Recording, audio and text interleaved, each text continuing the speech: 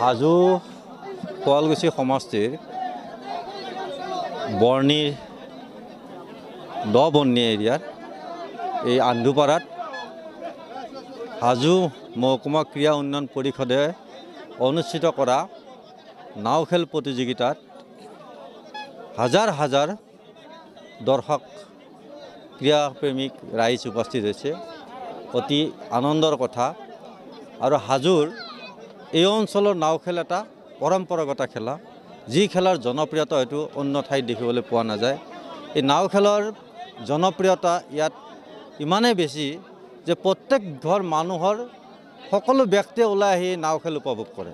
আৰু এই নাও খেলখনে সেইকাৰণে এই নাও খেলখন অন্য ঠাইতকৈ ব্যতিক্ৰম আৰু অতি সুন্দৰ এটা প্ৰদৰ্শন কৰে ইয়াত নাও খেলৰ।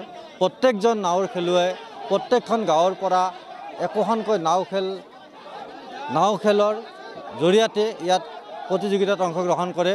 আৰু প্ৰত্যেকজন নাও খেলে একোৰে দক্ষ খেলুৱৈ।